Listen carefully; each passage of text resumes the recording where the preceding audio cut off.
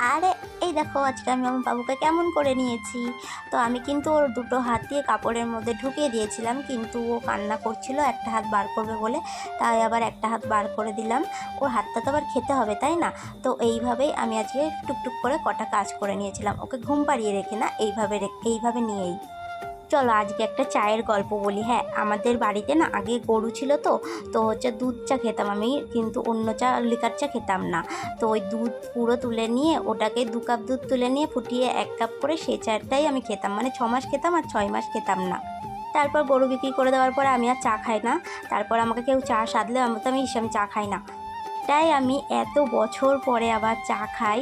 এই এখন বেলা 11টার সময় বসেছি এই চা আর এক থালা বিস্কুট নিয়ে।